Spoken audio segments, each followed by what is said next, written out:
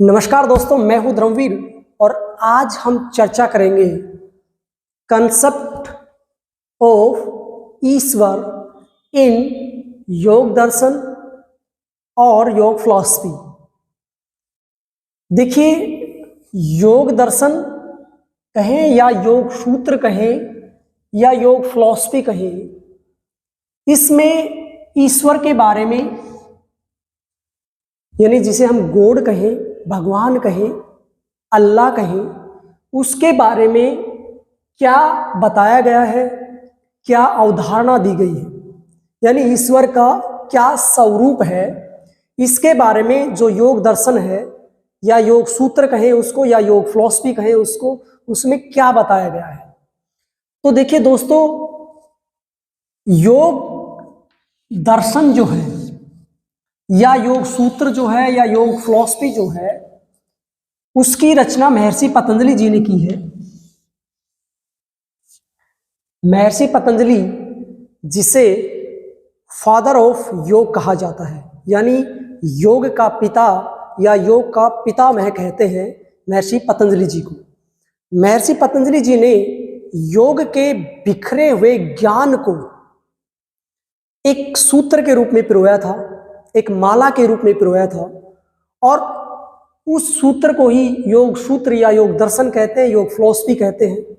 और उस सूत्र के अंदर 195 सूत्र हैं, यानी सूत्र का मतलब वर्सेस हैं। जैसे मैथमेटिक्स में फॉर्मूले होते हैं जो बड़ी से बड़ी समस्या को हल कर देते हैं, यानी कोई क्वेश्चन बड़ा से बड़ा क्वेश्चन है वो एक फॉर्मूले से हल हो जाता है। ऐसे ही ये जीवन उपयोगी सूत्र हैं। एक एक सूत्र अपने आप में बहुत ही बड़ा फॉर्मूला है, एक वशेष है, जिसके उच्चारण से या जिसके पालन करने से आपके जीवन की बड़ी से बड़ी समस्याएं समाप्त हो जाती हैं, नष्ट हो जाती हैं। तो अब आगे हम चर्चा करते हैं। आपको इतना पता चल गया होगा कि योग दर्शन, योग सूत्र या योग फिलॉसफी महर्षि पतंजलि जी की रचना है, जिसमें 195 वशेष यानी सूत्र हैं और जिसमें 4 पाद हैं, यानी 4 चैप्टर हैं, 4 अध्याय हैं। पहले अध्याय का नाम समाधि पाद है, दूसरे का साधन पाद है और तीसरे का विभूति पाद है। आप पीछे लिख सकते हैं पाद। और चौथे का कैवल्य पाद है। ये 4 इसके अंदर पाद है या चैप्टर है या अध्याय है। पहला समाधि पाद, दूसरा साधन पाद, तीसरा विभूति पाद और चौथा कैवल्य पाद। पहले के अंदर 51 सूत्र हैं, दूसरे के अंदर 55 सूत्र हैं, तीसरे के अंदर भी 55 ही सूत्र हैं और चौथे के अंदर 34 वर्सेस हैं, यानी सबसे कम है। ठीक है, पहले में 51 सूत्र हैं, इसके अंदर 51 वर्सेस हैं, इसके अंदर 55 है, इसके अंदर 55 है और चौथे के अंदर 34 है, यानी 4 चैप्टर हैं, 4 पाद हैं, 195 टोटल सूत्र हैं। तो महर्षि पतंजलि जी इसके रचनाकार हैं, मूल रचनाकार हैं, जिन्हें योग का पिता भी कहा जाता है। तो ये हमने जाना योग दर्शन, योग सूत्र महर्षि पतंजलि जी के बारे में। हमने क्यों जाना?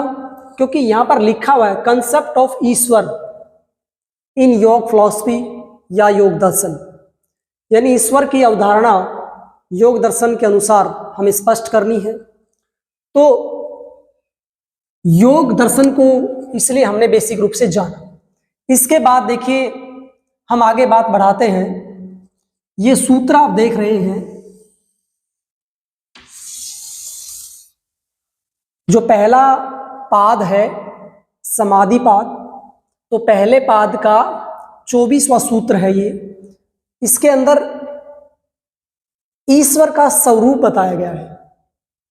तो देखिए, इसके अंदर बताया गया है कलेश क्रम विपाकास्य प्रामृष्ट पुरुष विशेष ईश्वर, यानी जो कलेश से, कर्म से, विपाक से और आश्रय से अछूता चेतन तत्व वो ईश्वर है। बहुत अच्छी परिभाषा इसमें दी है। यानी 5 प्रकार के कलेश होते हैं, अविद्या, अस्मिता, राग, द्वेष, अभिनिवेश, पंच कलेश। इन 5 कलेशों से वो मुक्त रहता है। दूसरा, कर्मों से मुक्त रहता है। ठीक है, कर्म हो चाहे अकर्म हो चाहे विक्रम हो, उसके जो योगी के कर्म होते हैं वो निष्काम कर्म होते हैं, तो सभी प्रकार के कर्मों से मुक्त होता है। और विपाक का मतलब होता है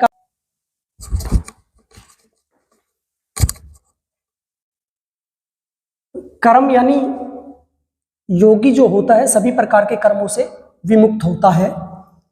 और विपाक यानी कर्मों का फल, जो भी अच्छे बुरे कर्म है उसका उसके ऊपर कोई प्रभाव नहीं पड़ता है। आशय, आशय का मतलब होता है कि जो संस्कार रूपी जो भोग हैं, तो भोगों के जो संस्कार हैं उनसे वो विमुक्त होता है। यानी उसने पहले जितने भी भोग भोगे हैं उनके संस्कार उसके जीवन में जुड़ गए हैं और उससे वो पूरी तरह से विमुक्त होता है। ठीक है, विपाक का मतलब कर्मों का फल और आशय का मतलब भोग रूपी जो संस्कार होते हैं उनसे। और प्रामृष्टा, पुरुष विशेष, यानी पुरुषों में जो विशेष है, यानी जितने भी पुरुष हैं उनमें भी वो विशेष है, स्पेशल है, कहते नहीं स्पेशल केस है, स्पेशल है। और वो ईश्वर है। और प्रामष्ट यानी चेतन, कॉन्शियस, चेतन तत्व, यानी कलेश, क्रम, विपाक और आशय से अछूता, इन सब से अछूता है। उसके ऊपर ना कलेश का प्रभाव पड़ता है, ना कर्मों का, ना कर्मों के फल का, ना भोगों के संस्कारों का। और वो व्यक्ति विशेष होता है और चेतन होता है ना, निर्जीव नहीं होता है, चेतना होती है उसके अंदर, कॉन्शियस होता है, अवेयर होता है। ऐसा व्यक्ति पुरुषों में जो विशेष है वो ईश्वर कहलाता है। जिस व्यक्ति में ये गुण है, क्वालिटी है, ये विशेषताएं हैं, वो व्यक्ति ईश्वर है। अब अगला सूत्र हम देखते हैं। स यानी वह, ऐसे पूर्वे साम अपि गुरु काले नान व छेदात, यानी वह पुरुष जिनमें ये क्वालिटी है, वह पुरुष पूर्व में जितने भी गुरु हुए हैं उन सबका गुरु है। यानी मेरा कोई गुरु है, फिर उसका कोई गुरु है, उसका कोई गुरु है, जितने भी गुरु हुए हैं उन सब का वो गुरु है। और काले नान व छेदात, यानी उसके ऊपर काल का भी कोई प्रभाव नहीं पड़ता है। यानी वो काल की सीमा से, समय की सीमा से रहित है। यानी वो पहले भी था, आज भी है और भविष्य में भी रहेगा। तो ये देखिए पहले अध्याय का 26वां सूत्र इसको परिभाषित करता है।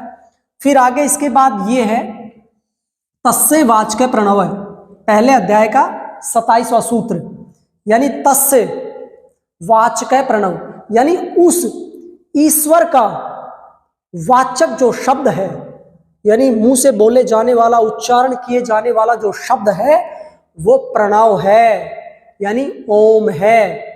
ईश्वर का जो नाम लेते हैं, ईश्वर को का उच्चारण जो करते हैं, वो शब्द भी बता दिया है महर्षि पतंजलि जी ने समाधि पाद के 27वें सूत्र में कि वो शब्द है प्रणव, ओम या उद्गीत। ठीक है, उसके बाद कहते हैं 27वें सूत्र के बाद 28वां सूत्र कि तज जप स्तर्थ भावनाम, तज जप सतदर्थ भावनाम, यानी वो कहता है कि जो आपको पता तो चल गया उस ईश्वर का वाचक जो शब्द है वो प्रणव है, उस प्रणव का अर्थ सहित चिंतन करना चाहिए। ठीक है, उस प्रणव का अर्थ सहित चिंतन करना चाहिए। यानी ये जो प्रणव है इसका उच्चारण जो आप करते हैं तो अर्थ सहित इसका उच्चारण भी करें और चिंतन भी करें। ठीक है, और आगे फिर इससे अगला जो सूत्र है, जो पहले अध्याय का 28वां सूत्र है, उसके बाद अंतिम जो सूत्र है उसमें, यानी ईश्वर के बारे में, उसमें कहा गया है कि ओम शब्द का उच्चारण अर्थ के चिंतन के साथ जो व्यक्ति करता है तब उसे ईश्वर का साक्षात्कार हो जाता है। यानी जो व्यक्ति ओम शब्द का उच्चारण उसके अर्थ के चिंतन के साथ करता है उसको आत्म साक्षात्कार हो जाता है। किसका? ईश्वर का। यानी वो ईश्वर से मिल लेता है। तो ये मैंने बताया ईश्वर के बारे में। अगर आपको एक आध सूत्र याद होता है तो आप परीक्षा में लिख सकते हैं, अन्यथा उसके अर्थ को आप समझ गए होंगे। मैं सार रूप में आपको विद इन 1 मिनट बताता हूं। देखिए, कॉन्सेप्ट ऑफ ईश्वर यानी ईश्वर की अवधारणा योग दर्शन या योग सूत्र या योग फिलॉसफी के अंदर महर्षि पतंजलि जी ने योग दर्शन या योग फिलॉसफी या योग सूत्र की रचना की थी, जिसके अंदर 195 सूत्र हैं जिन्हें वर्सेस कहते हैं अंग्रेजी में। पहला जो पाद है, यानी 4 इसमें टोटल पाद या अध्याय है। पहला जो पाद है समाधि पाद है, दूसरा साधन पाद है, तीसरा विभूति पाद है और चौथा कैवल्य पाद है। आप स्क्रीनशॉट भी ले सकते हैं इसका। पहले पाद में 51 सूत्र है, दूसरे में 55 सूत्र है, तीसरे में 55 सूत्र है और चौथे में 34 सबसे कम सूत्र है। कैवल्य पाद में 34 सूत्र है। ठीक है, अब हमने जान लिया कि योग दर्शन, योग फिलॉसफी, योग सूत्र क्या है। उसके बाद उसके 1, 2, 3, 4 प्रमुख सूत्र हैं, फॉर्मूले हैं ईश्वर के बारे में। अगर इनमें से एक सूत्र भी आप याद कर लेते, अच्छे से इनके अर्थ को समझ लेते, तो डेफिनेटली आपका 16 मार्क्स का जो क्वेश्चन है वो भी आराम से क्लियर हो सकता है। तो देखिए, कलेश कर्म विपाक आस्य परामृष्ट पुरुष विशेष ईश्वर।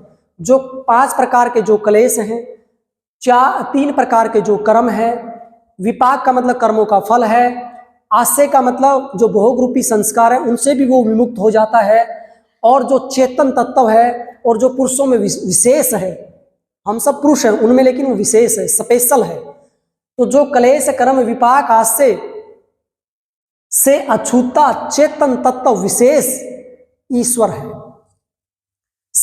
फिर उसके बाद स ऐसे पूर्वे सामपि गुरु काले ना वैच्छेदात, यानी वो जो ईश्वर है वो गुरुओं का भी गुरु है।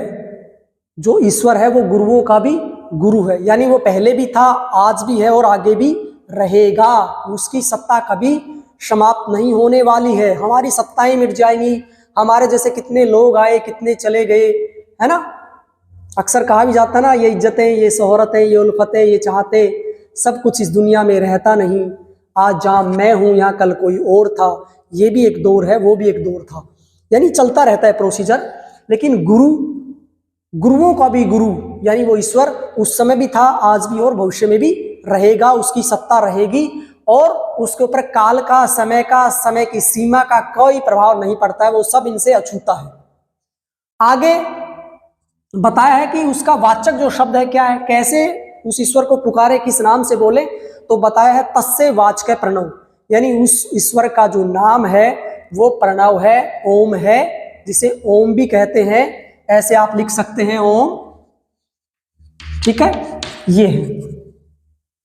और उसके बाद बताया है तज पस्तर्ध भाव नाम, यानी जो ओम है, यानी ओम का या प्रणव का जो आप जप करते हैं, उस जप को अर्थ सहित चिंतन करना चाहिए। ठीक है, उस जप का अर्थ सहित चिंतन करना चाहिए।